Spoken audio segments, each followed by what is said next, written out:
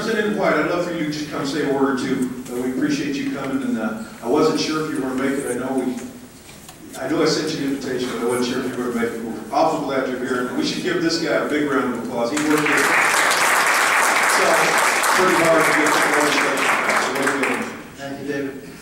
Yeah, I appreciate the opportunity to be here. What is it about aviation we all love? Huh? What is it? I don't know myself.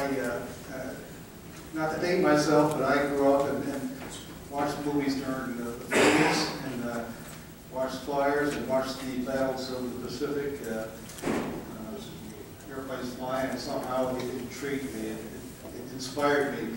I was always good at math, and when I went through school, that was one of the things I excelled at, just naturally. And when I went to college, there was a requirement back in those days that if you were a state or federally supported school, you had to have ROTC. So first year I spent in ROTC, and that was pre-Vietnam years, and things were building up, and so I'm in ROTC and I'm marching along, and they want to give me a test to see if they'd like to keep me, so I took a test. Being good at math, I thought, gee whiz, I could be a navigator, you know, I can put all these charts together and draw these lines and figure out which direction to go, and so I took the test for flight school, for pilot training, and for navigation. I thought that's where I wanted to go, and lo and behold, I did good. And they said, well, you don't need to be navigator, you have to be pilot. So I ended up pilot training. I thought, gee whiz, I'm never going to get through this stuff, but if I get to here and fly a little bit, what a great deal. Before you knew it, I learned how to fly a Cessna 172, and then I was with the pilot training, and I learned how to fly a T-37, and then I was supersonic at T-38, and it just kept on getting better and better all the time. And even today, though, you know, when you get on an airliner and you run down that runway and you get to 150 knots, 130 knots, the thing rotates, gets airborne, I am still amazed that science and physics works that way. That you can lift 200,000 or 300,000 pound aircraft with, you know, a couple hundred people in airborne. I mean, that's still, like, every time I do that, and I've been doing that for 50 years, I'm still amazed that an airplane will fly. And it's just awesome. So, you know, we love this industry. This is an industry of visual people that see the future. People that want to take chances, people that do things exciting. And that's what Spaceport America is about. That's what Virgin Galactic is about. It's taking passengers up into space. So to be part of that was really an exciting thing to do. I got involved before the Spaceport was formed, when they just started talking about commercial space flight. And it was just on the outside of it, talking about where we put a spaceport in New Mexico, and lo and behold, ended up in the legislature. Virgin Galactic was talking to Governor Richardson, and they worked out this deal, and they were going to build that thing, and then all of a sudden they needed support to get it accomplished. And so I was in the legislature that time, and it was mostly a Democrat initiative, Governor Richardson. But here I was, a brand new legislator, Republican, and when the bill was presented, a lot of my caucus were against the large expenditure, because at the same time you had the rail runner going on. A lot of folks saw that as a boondoggle, and then you had the spaceport going on. A lot of folks saw that as a boondoggle. But with my background, I saw the potential of the spaceport. The rail runner is never going to make money. It's not even a comparison to what's going on in Spaceport America. We had great potential down there, and I stood up and I supported that bill, and we got it through back about 4 years ago. But that was a limited informed consent bill. You know, informed consent just says that if you're going to go in a spacecraft and take the chance, take the risk of flying in space, you've got to agree that you understand those risks and that you won't sue the operator afterwards. Well, what happened, a lot of other states passed the same kind of law and got competitive. But they broadened the law and said, not only are we asking you to not sue the operator, we don't want you to sue the manufacturers and suppliers. Now, New Mexico didn't want to do that. And I shouldn't say New Mexico doesn't want to do that. A lot of us did want to do that, expand this informed consent law. But the Trial Lawyers Association was against it. So now I'm getting to the legislative and politics of the issue, in that a lot of people thought this was a pretty good idea. We put some money into it and wanted to continue it. But the lawyers said, hey, people shouldn't give up their right to sue. Well, come on, folks.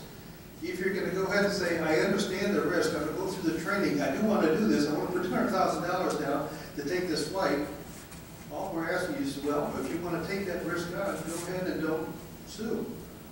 I mean, it's a reasonable request. If you don't want to sue, or if you want to sue, then don't take the flight. But you can't have it both ways. So this past 2 years, we've been working that very hard to get the Trial Lawyers Association on board to understand that this is good for New Mexico, this is good for the United States, this is good for the parts of the country, this is good for jobs, this is good for a lot of ways. This is the visionary stuff we want to do. New Mexico's had a long history in aviation. And I was told a story about General Pershing was the first use of aviation in military activity down when he went after Pancho Villa, flying out of Deming Airport back now around the turn of the century, just shortly after space or aircraft were used. They weren't very successful. It was the old Jenny, and they weren't very reliable. We're a lot more reliable aircraft nowadays, but back in those days they weren't. But at least it showed the potential that was there. So we've got a long history in aviation. Talk about what went on down on Loma Gorda. Testing coming out of aircraft at high speed. The rocket sleds test. The gyroscope was created, or not created, but implemented here for the first time. A lot of aviation history took place in New Mexico. We need to continue that. So I'm glad to see a group like this get together and say, yeah, we believe in aviation, we believe in the future, we believe in the visionary things that happens up in the air.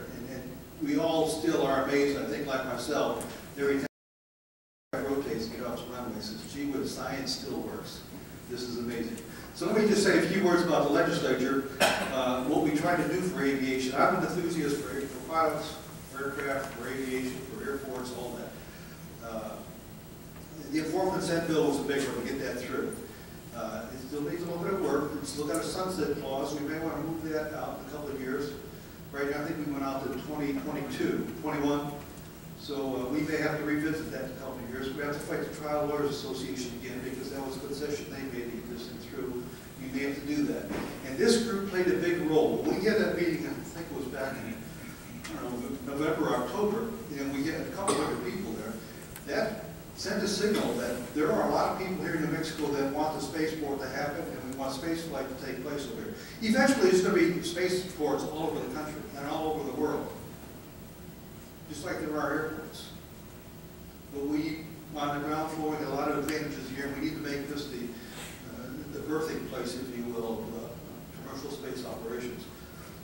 But that wouldn't have happened if a group like this didn't get together. So we need to continue this type of activity of getting together and talking about the future of aviation and space flight in New Mexico.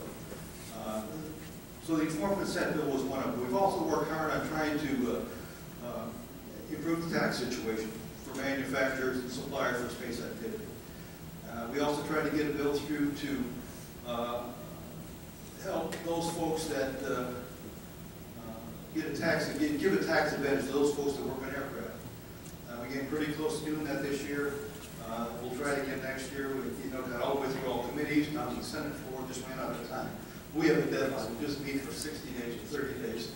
And at noon on that 30th day or the 60th day, that's it. Everything that didn't get voted on dies. So that's what happened to that bill this year. But we'll work on that again next year. Secondly, we talked a little bit about education in here, STEM. I sit on the Appropriations Committee. For the past 2 or 3 years, we've been talking about encouraging STEM in higher education to the degree that we will fund that separately. Instead of making appropriations based on how many students you have, how much square footage you have, we're trying to incentivize STEM, science, technology, engineering, and math programs. The more you do that, the more we'll fund those areas. So any kind of increases right now we're putting into higher education, we're doing that in those categories. So we'll help promote science, engineering, technology in the schools. Right now, like at UNM, I think about 70% of their students graduate with a liberal arts degree. Come on, That doesn't promote.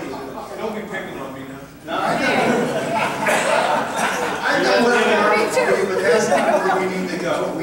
engineers, we need scientists, right?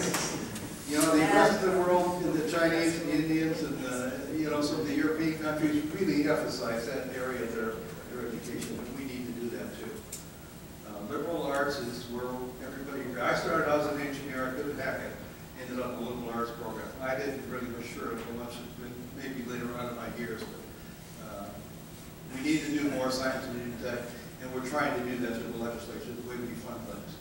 We're trying to get some bills through that help the aviation industry.